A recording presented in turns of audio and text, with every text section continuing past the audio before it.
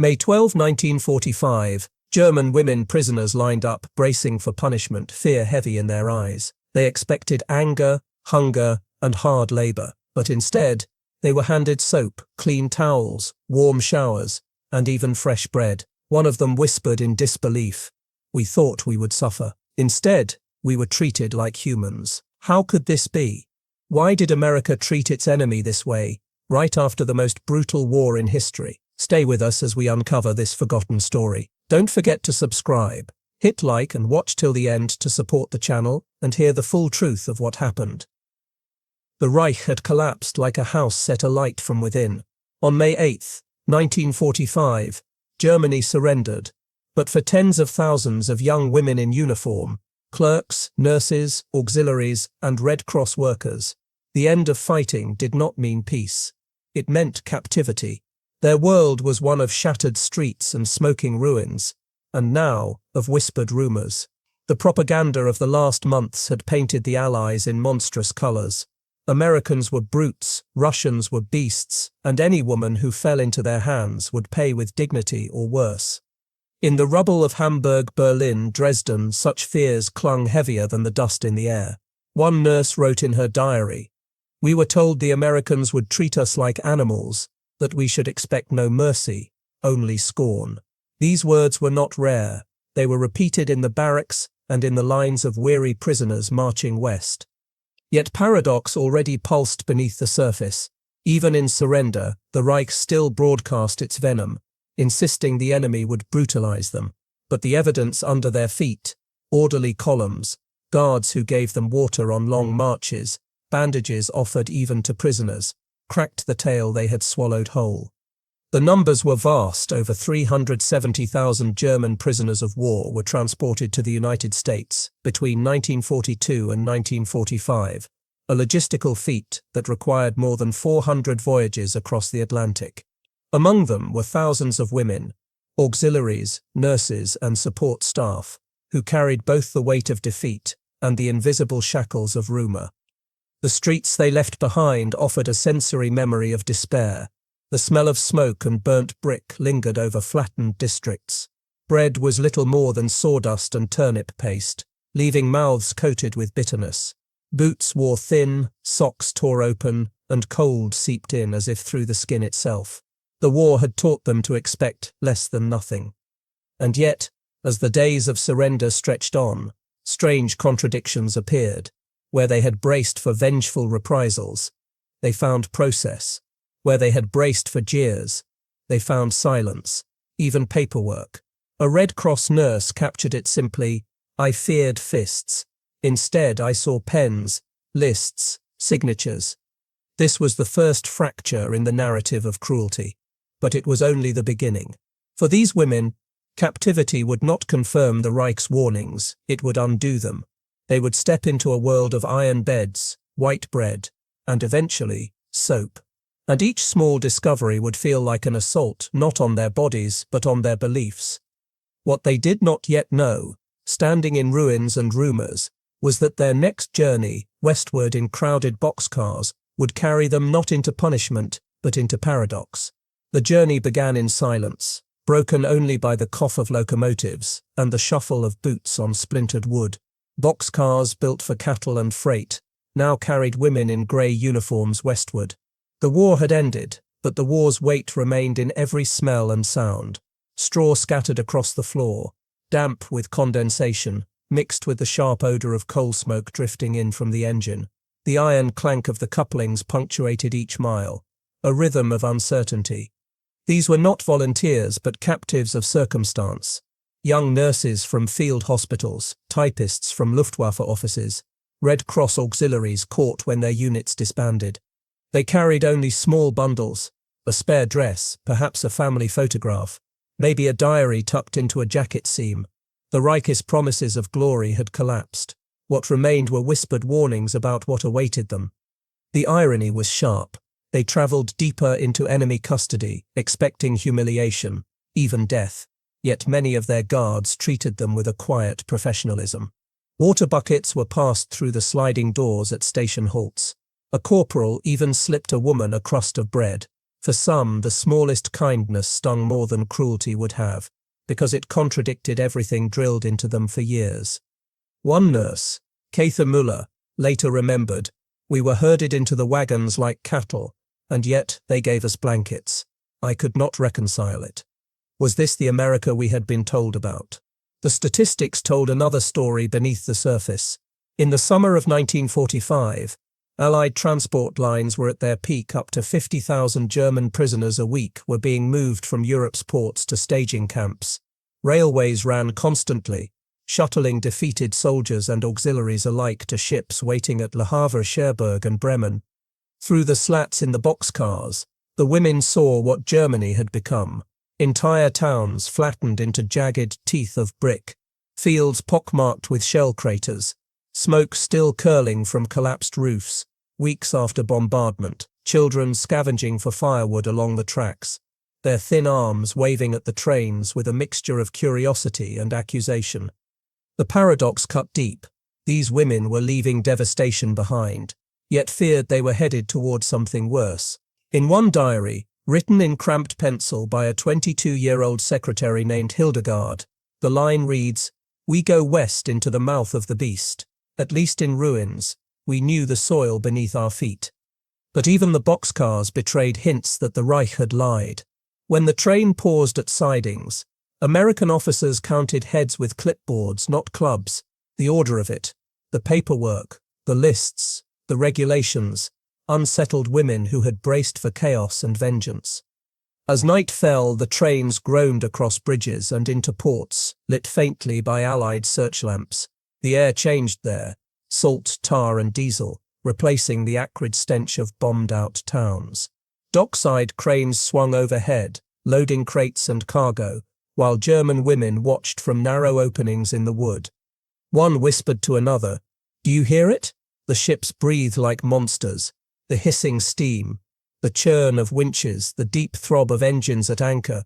It was a soundscape entirely foreign to their ruined homeland." They did not know it yet, but these docks marked a threshold. Soon they would trade the rattle of boxcars for the swell of the Atlantic, seasickness for stew, fear for bewilderment. What they would find aboard those ships, in meals, in discipline, even in medical checks, would begin dismantling the last scaffolds of Nazi propaganda. The trains had carried them out of ruins. The sea would carry them into paradox. The ships loomed like steel fortresses against the horizon, their grey hulls blotting out the morning sun. At Bremen and Le Havre, lines of prisoners shuffled toward gangways, their boots clanging against metal ramps slick with sea mist. For many of the young German women, this was their first sight of the Atlantic, a restless expanse of grey-green water stretching farther than imagination. The air was heavy with salt and diesel, a smell both alien and unnerving. They had been told this was the end. Rumours had warned of floating prisons, of starvation, of revenge enacted at sea. A whispered story repeated in the boxcars said prisoners would be thrown overboard once out of sight of land. The Reich's last weapon was fear, and it clung stubbornly even here. Yet the reality was something entirely different. As the engines rumbled and the ships pulled free of the docks, the prisoners were marched below deck, not into darkness and chains, but into berthing compartments. Rows of canvas bunks stretched in tiers, each with a wool blanket. A Navy petty officer, indifferent and efficient, barked orders to line up for food. And then came the true shock: trays of stew, thick with potatoes, carrots, even meat, and hunks of white bread so soft they seemed impossible. Coffee, strong and bitter, was ladled into tin cups. For women who had lived for months on blackened turnips and ersatz tea, it was less a meal than a revelation. One nurse later recalled, "We thought it must be a trick. Why feed us like this if we were to be punished?" The bread melted in the mouth. I felt ashamed to enjoy it. The statistics underlined the scale of that paradox. Army Transportation Corps managed over 400 prisoner voyages across the Atlantic, provisioning each with rations calculated to Geneva Convention standards, roughly 3,500 calories per prisoner per day, compared to the 1,000 or fewer many had survived on in Germany's last months. Even aboard ships crowded with thousands of prisoners, meals came 3 times daily, organized with military precision. The sensory difference was overwhelming. The roll of the ship made some ill, the tang of vomit mingling with salt air in the corridors. But the abundance of food and the efficiency of distribution silenced even the loudest fears.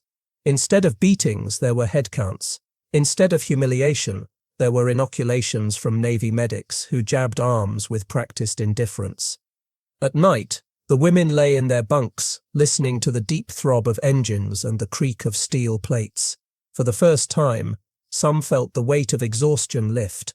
The ship became both cage and sanctuary. They were captives, but fed and sheltered, carried farther from the ruins of their homeland with each swell of the sea. One diary captured the emotional contradiction perfectly. I wanted to weep. My brothers fought to the death in the mud, and here I was, seasick and full of bread. How could both things be true? Days blurred into one another, marked only by the rhythm of meals, roll calls, and the distant cry of gulls before the ocean swallowed even birds. And then after nearly 2 weeks, the outlines of America rose from the haze, intact skylines, chimneys smoking, cars crawling on clean roads. For women who had left cities gutted and blackened, the sight of buildings standing whole was like seeing a world imagined in dreams. The journey across the Atlantic had stripped away their first layer of fear. Cruelty had not come. Starvation had not come. Instead, they found abundance delivered by indifferent hands. But the true shock, the moment that would etch itself into memory as paradox incarnate, awaited them not on the ships, but in the camps ashore, where they would meet the smallest of luxuries, soap. The first hours on American soil were not marked by cruelty, but by procedure. At ports in New Jersey, Virginia, and Louisiana, lines of German prisoners filed down gangways, clutching bundles of belongings. The air was heavy with humidity, and the sweet tang of pine or diesel, depending on where they disembarked. The women braced themselves for jeers, but the dock workers barely looked at them. To most Americans, they were not monsters, they were cargo. The march to the intake stations carried an eerie stillness. Orders were barked, clipboards ticked, and guards motioned with gestures more than with rifles. The prisoners were directed not to punishment chambers, but to a row of low wooden buildings with steam curling faintly from vents. Above the doors hung a word painted in English. They did not need translated: showers. Every rumor in Germany had made the same cruel promise: showers were death. The stories from concentration camps had seeped even into military units. Many of the women whispered to one another, clutching hands, hearts pounding with the certainty that this was the end. And then paradox. Inside, they were ordered to undress. Their tattered uniforms were taken away, dropped into fumigation bins. American medics handed out paper tags and lined them up beneath nozzles. The hiss of pipes echoed against tiled walls. Some women wept, some closed their eyes and whispered prayers.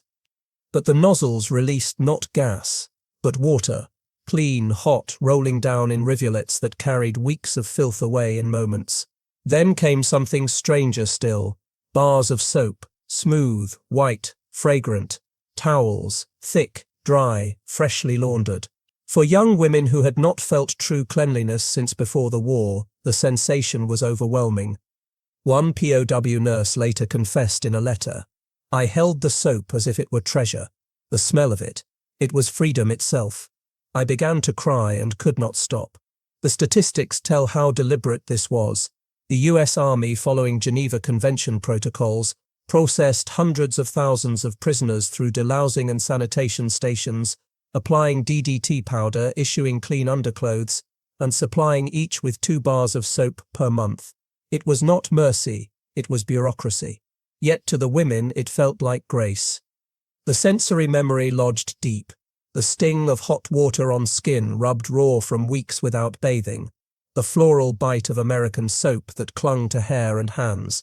The crackle of fresh cotton uniforms replacing lice-ridden wool. Many emerged from the showers stunned into silence, shivering not from cold but from disbelief.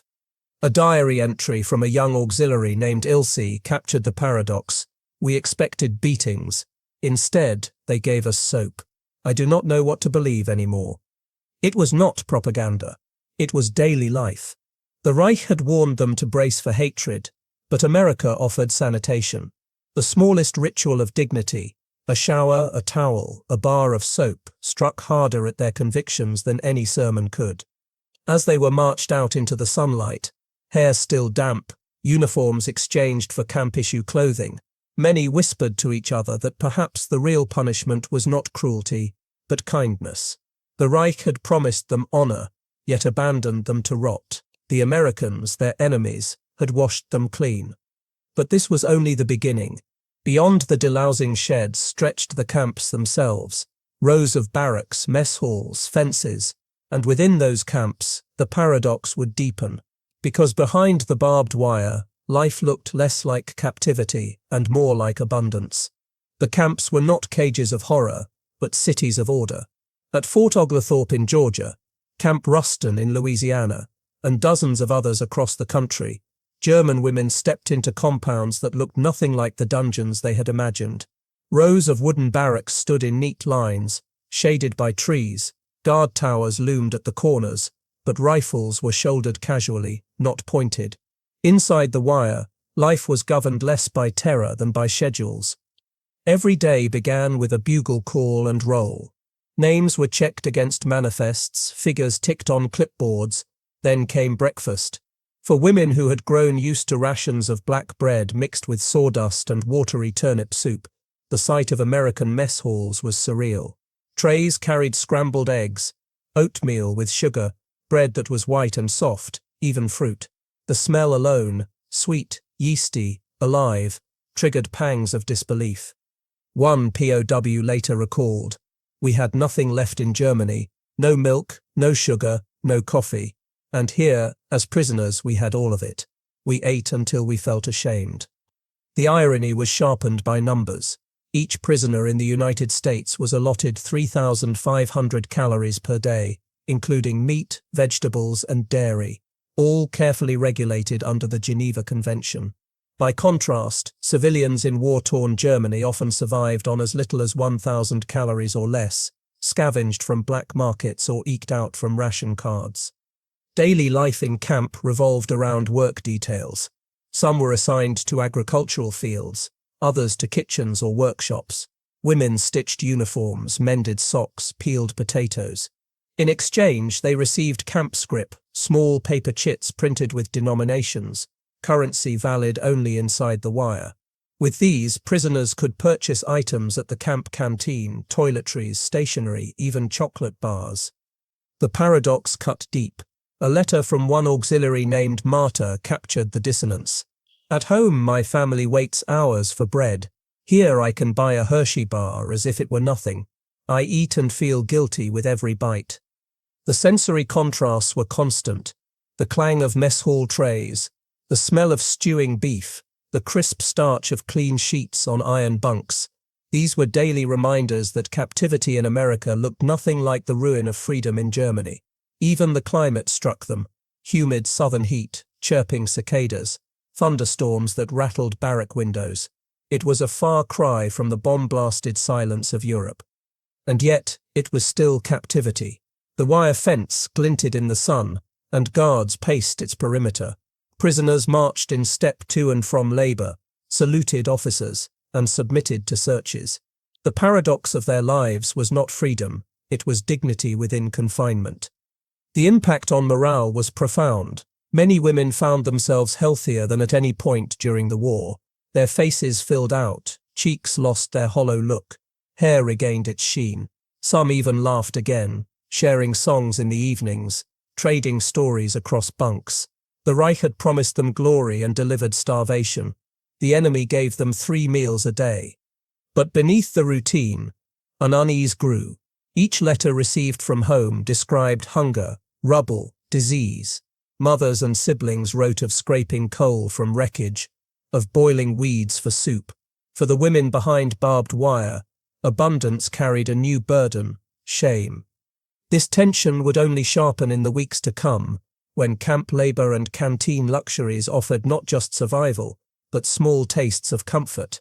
and those comforts paradoxically became harder to bear than deprivation. Work details shaped the rhythm of captivity. In America's prisoner of war system, labor was both routine and regulated. The women found themselves dispatched to fields, canneries, and textile rooms, tasks chosen less for punishment than for productivity.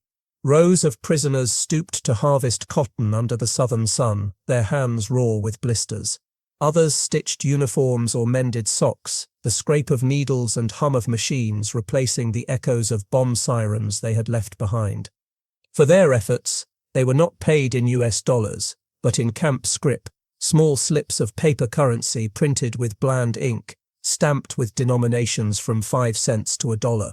At first, the women laughed at the strange bills, convinced they were worthless. Then they discovered the canteens.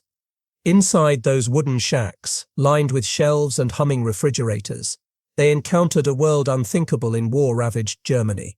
Soap stacked in neat bars, toothpaste in shiny tubes, stationery, cigarettes, combs, and at the counter, the true luxuries, Hershey's chocolate bars, chewing gum, even small tins of lipstick. One prisoner, Erika Hoffman, later wrote, "I stood frozen before the counter. A chocolate bar was 2 scrip. At home, my brother had starved. How could I buy such a thing here as a prisoner?" The paradox was brutal.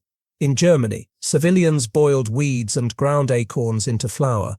In America, behind barbed wire, women could casually unwrap foil and taste sweet chocolate melting on their tongues.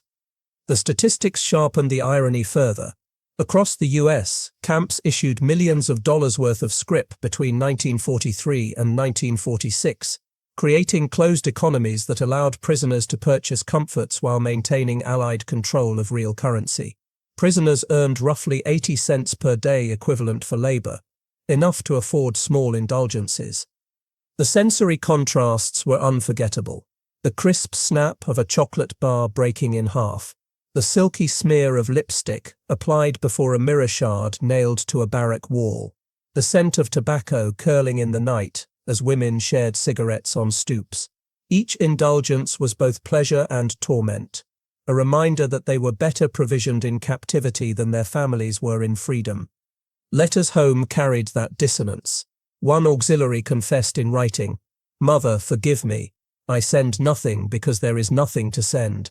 I am fed even spoiled, while you queue for turnips. I cannot reconcile this." Some women sought refuge in denial, insisting the Americans only fattened them for propaganda photographs. Others clung to guilt, rationing their scrip, refusing to buy luxuries. But many surrendered to the small joys, reasoning that to refuse soap or chocolate would not fill a single stomach in Cologne or Dresden. Still, the paradox gnawed at them. They were prisoners who lived cleaner, ate better, and even looked healthier than they had under their own Reich. And as they worked beside Americans who offered casual greetings or bartered smiles for stitched uniforms, the certainty that the enemy was monstrous slipped further from their grasp. What began with soap was spreading small luxuries eroded the scaffolding of hate. Yet the greatest test lay not in rations or wages, but in human contact. In the coming weeks, the women would meet guards, farmers, and townsfolk whose simple decency shattered the last barriers of belief. The first encounters beyond the barbed wire began quietly, almost accidentally. Farmers who contracted POW labor watched in silence as German women bent to pick cotton or haul crates of vegetables. Many had expected defiance, even sabotage. Instead, they saw diligence. The prisoners had expected hatred. Instead, they received nods of acknowledgement, sometimes even a cup of water offered on a hot day. The paradox was subtle but profound. The enemy was no longer faceless. Inside the camps, guards walked the fences with rifles slung but not raised. Young American MPs, many barely older than the prisoners themselves, spoke in clipped English but sometimes softened their orders with gestures and half smiles. A few even practiced broken German to make themselves understood. One auxiliary wrote in her diary, "He asked if I was cold and handed me a blanket. This was not the barbarian I was taught to fear." There were other moments that carved themselves into memory. When a storm rolled across Louisiana, Lightning cracked the sky and rain battered the tin roofs. A guard opened a supply shed and passed out ponchos, grumbling in English, "Don't want you catching pneumonia." The women huddled under the coverings, stunned. Kindness from an enemy was more destabilizing than cruelty would have been. Statistics mark the breadth of these encounters. Across America, over 700 POW camps housed Germans, with at least a dozen processing female auxiliaries. Thousands of civilians came into contact with them: farmers, cooks, seamstresses, even schoolchildren who watched them march to work details. Each interaction was another fracture in the propaganda that had painted Americans as merciless. The sensory impressions lingered long after. The smell of fresh-cut hay while working farm fields under a wide American sky. The lowing of cattle instead of the howl of air raid sirens. The sight of small-town streets where houses stood unbroken, porches swept, and grocery shelves stocked. For women raised on ruins and fear, the normalcy was dizzying. Letters sent home struggled to capture this contradiction. One Red Cross nurse confessed in writing, "They treat us as if we are not enemies but simply people. I do not know how to explain it. I wish you could see it." Not every moment was gentle. Guards enforced discipline strictly, escape attempts were punished, and reminders of captivity never vanished. Yet the balance tilted unmistakably toward decency. The Reich had promised they would be stripped of humanity, but in America they found their humanity unexpectedly affirmed. The psychological weight was heavy. Each act of courtesy from a guard, each wave from a child at a fence line, deepened the guilt they felt reading letters from starving relatives in Germany. They were supposed to hate. They were supposed to resist. Instead, they were warming to their captors. The enemy was no longer the faceless monster of propaganda, but the young soldier sharing a cigarette, the farmer's wife who left an extra biscuit on a plate, the medic who checked a fever without cruelty. These moments reshaped their understanding more powerfully than any speech or pamphlet could. And as months turned into years, one truth became undeniable: captivity in America had changed them. Yet change carried a bitter edge, because while they grew healthier and less afraid, the day of return always loomed closer.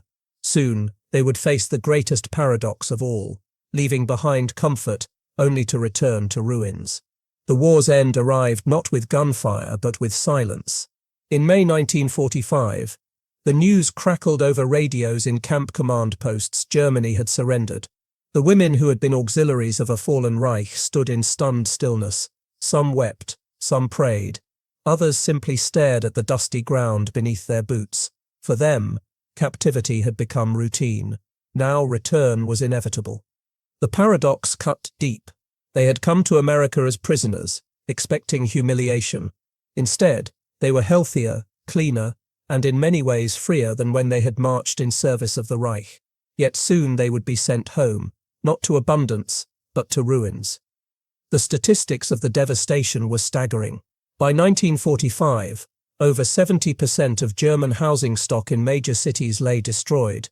Rationing was so severe that daily bread allowances dropped to just 1,000 calories in Berlin, half of what they received in captivity. America had built skyscrapers and supermarkets. Germany now had craters and soup kitchens. The contrast was brutal. Eyewitness accounts capture the emotional clash. One German auxiliary later wrote, "I dreaded the ship more than the capture. In America I was fed. At home I would starve." Another recalled watching from a transport train as American fields stretched endlessly with corn and wheat. "I thought, why do they have so much, and we have nothing?" The sense of injustice was almost unbearable. When the women disembarked in Europe, the air smelled of ash and dust instead of pine and soap. They exchanged the clang of American cafeteria trays for the scrape of empty pots. Families they had dreamed of reuniting with were broken, displaced, or gone. Some carried shame at their survival. Why had they, the captives, eaten better than their own kin? But captivity had left its imprint. They could not unsee the paradox of American abundance. They could not forget the soap, the bread, the books, the gestures of kindness from enemy guards. As one wrote decades later, "It was America that showed me how much of our world had been a lie." Historians estimate that over 400,000 German POWs experienced America firsthand. Their testimonies would ripple into post-war memory, shaping how Germans understood their defeat. They had come as soldiers and auxiliaries of a conquering regime, certain of their superiority. They left humbled, fed, and forever marked by a paradox they could never resolve. This wasn't set propaganda, it was reality. And reality was, America sits quiet victory. Because in the end, the greatest weapon was not bombs or bullets, but abundance.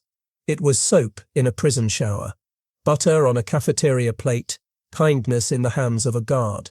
The Reich had promised to create a master race through conquest. America had demonstrated power through generosity. They had come as conquerors, they left as students. And in the long shadow of war, it was this paradox, not destruction but dignity, that endured.